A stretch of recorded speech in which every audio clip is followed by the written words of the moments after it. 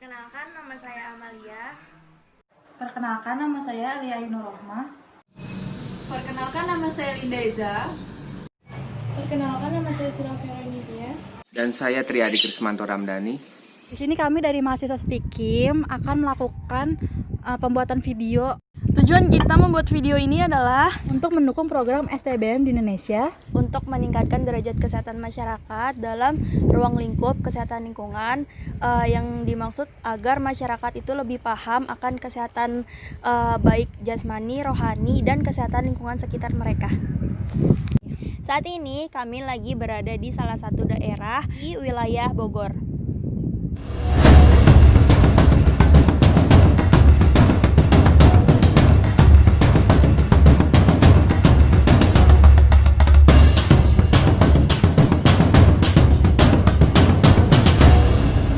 STBM merupakan pendekatan untuk merubah perilaku higienis dan sanitasi melalui pemberdayaan masyarakat dengan metode pemicuan. Tujuan STBM itu sendiri menurut Permenkes RI nomor 3 tahun 2014 untuk mewujudkan perilaku masyarakat yang higienis dan sanitasi secara mandiri dalam rangka meningkatkan derajat kesehatan masyarakat yang setinggi-tingginya.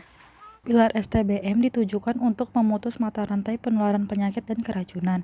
Adapun 5 pilar STBM yang dimaksud adalah sebagai berikut. Yang pertama, stop buang air besar sembarangan.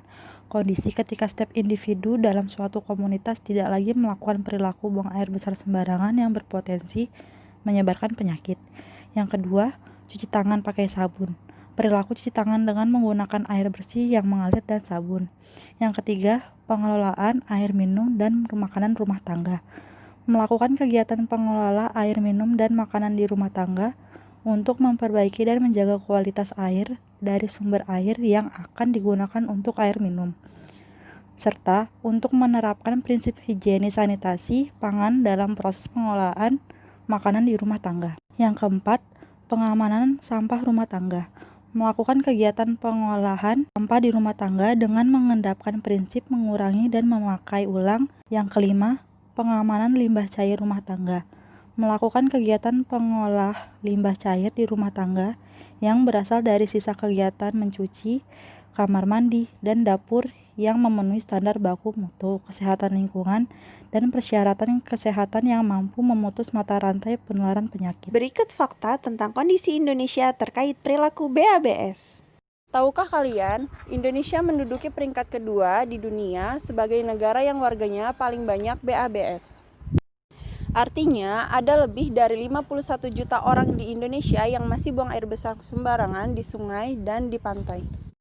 75% sungai di Indonesia kini berstatus tercemar berat karena pencemaran tinja yang dilakukan oleh manusia. Satu hari manusia itu bisa menghasilkan 400 gram tinja yang dikeluarkan langsung. Apabila tinja tersebut dikeluarkan langsung ke sungai, maka bisa kebayang banget betapa banyak sungai-sungai di Indonesia yang tercemar. Menurut Murwati 2012, buang air besar sembarangan adalah suatu tindakan membuang kotoran atau tinja di ladang, hutan, semak-semak, sungai, pantai, atau area terbuka lainnya dan dibiarkan menyebar, mengkontaminasi lingkungan, tanah, udara, dan air.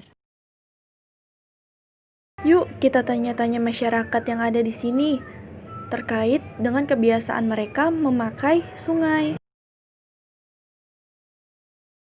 Nggak ada, musim kemarau itu nggak ada, kecuali kalau musim hujan si air hujan dimasukin ke sumur. Lagi kemarau baru ke sini, kalau lagi musim itu mah biasa sumur ada sih. Kan kalau musim hujan kan ada sumur, ada air. Ya, ini salah satu sumber air ya yang ada lah untuk saat ini gitu. Karena sumur-sumur juga udah banyak yang kering seperti itu. Buat cuci piring ya kita ngambil di sungai. Saya sih di sini suka pakai mandi kalau minum beli. Biasanya juga ngambil dari sini sih. Pakai spiteng. Ada pakai spiteng. Dari rumah saya sih langsung ke sungai sih. Katanya sih sejak 10 hari atau berapa ya, itu ya dampak kurang tahu saya kalau itu belum tahu dampak-dampaknya. BABS apa ya? BABS itu kayak buang air besar sembarangan, kayak di sungai gitu. Nggak tahu sih. Emang ada dampaknya ya kayak gitu ya?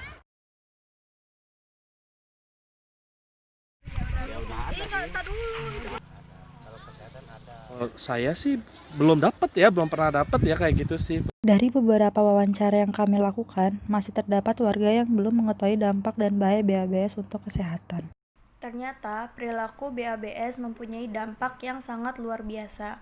Secara spesifik, inilah dampak-dampak yang dikhawatirkan akibat perilaku buang air besar sembarangan. Yang pertama, baik secara langsung maupun tidak langsung, kebiasaan ini mengakibatkan sumber air minum terkontaminasi serta pencemaran yang terjadi berulang kali pada sumber air, bahkan makanan yang disantap di rumah warga. Pasalnya, praktek buang air besar sembarangan ini berarti membiarkan feses terbengkalai di tempat terbuka. Yang kedua, BABS merupakan satu dari sekian banyak alasan mengapa penyakit seperti diare dan cacingan masih mendominasi di Indonesia. Tidak hanya itu, balita pun mudah terserang pneumonia akibat terpapar udara yang telah tercemar oleh feses manusia. Yang ketiga, bakteri yang menjadi penyebab penyakit yang paling sering ditemukan akibat buang air besar sembarangan ke sungai, yaitu bakteri E. coli. Bakteri E. coli merupakan bakteri penyebab diare. Diare dapat menyebabkan kematian akibat dehidrasi. Yang keempat, riset yang dilakukan UNICEF dan WHO juga menyatakan lebih dari 370 balita Indonesia meninggal akibat perilaku buruk, yaitu buang air besar sembarangan. WHO juga mencatat 88% angka kematian akibat diare disebabkan kesulitan mengakses air bersih dan keterbatasan sistem sanitasi. Maka dari itu, ayo kita mendukung program STBM ini dengan stop buang air besar sembarangan yang akan memberikan manfaat dalam hal-hal sebagai berikut. Pertama, menjaga lingkungan menjadi bersih, sehat, nyaman, dan tidak berbau. Kedua, tidak mencemari sumber air yang dapat dijadikan sebagai air baku, air minum, atau air untuk kegiatan sehari-hari lainnya seperti mandi, cuci, dan lain-lain. Ketiga, tidak mengundang serangga dan binatang yang dapat menyebarluaskan bibit penyakit, sehingga dapat mencegah penyakit menular dan yang lainnya. Maka dari itu, sangat dianjurkan pemerintah untuk memakai jamban sehat. Jamban adalah suatu bangunan yang digunakan untuk membuang dan mengumpulkan kotoran manusia, atau yang disebut dengan WC. Sehingga kotoran tersebut tersimpan dalam suatu tempat tertentu dan tidak menjadi penyebab atau penyebar penyakit dan mengotori lingkungan pemukiman. Nah, jenis-jenis jamban yang digunakan oleh warga yaitu jamban camplung. Jamban camplung ini adalah jamban yang penampungnya berupa lubang yang berfungsi menyimpan dan meresapkan cairan, kotoran, atau tinja ke dalam tanah dan mengendapkan kotoran ke dasar lubang. Untuk jamban cemplung ini diharuskan ada penutup agar tidak berbau. Yang kedua ada jamban leher angsa. Nah, jamban leher angsa ini merupakan jamban yang berbentuk leher angsa, yang penampungnya berupa tangki septik kedap air yang berfungsi sebagai wadah proses penguraian atau dekomposisi kotoran manusia yang dilengkapi dengan resapannya. Yang ketiga yaitu jamban cubluk. Nah, jamban cubluk ini merupakan jamban yang hampir sama dengan jamban cemplung. Maka tahukah kalian bahwa di zaman modern ini sudah tersedia septic tank yang terbaru atau yang disebut dengan septic tank biotek merupakan septic tank modern yang sudah dilengkapi dengan bioteknologi dan biofilterisasi sehingga mampu dipercaya untuk mengolah limbah manusia menjadi cairan yang tidak berbau dan ramah lingkungan. Oleh karena itu, kami menyarankan masyarakat jika memang menggunakan septic tank yang lalu-lalu itu sulit karena kekurangan lahan, kekurangan biaya atau berada di lingkungan-lingkungan yang sempit, maka bisa digunakan septic tank biotek atau septic tank modern yang seperti ini karena septic tank yang seperti ini mampu dibuat atau dirancang di lingkungan yang lahan yang sempit. Apa saja sih syarat-syarat pemakaian jamban sehat?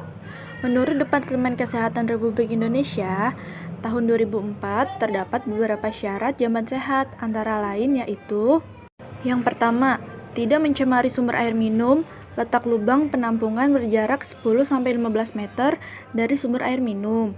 Yang kedua, tidak berbau dan tidak terdapat tinja yang dijamah serangga maupun tikus. Yang ketiga, cukup luas dan landai atau miring ke lubang jongkok sehingga tidak mencemari tanah di sekitarnya. Yang keempat, mudah dibersihkan dan aman penggunaannya. Yang kelima, dilengkapi dinding dan atap perlindungan, dinding kedap air dan berwarna. Berbagai alasan digunakan oleh masyarakat untuk buang air besar sembarangan, antara lain anggapan bahwa membangun jamban itu mahal.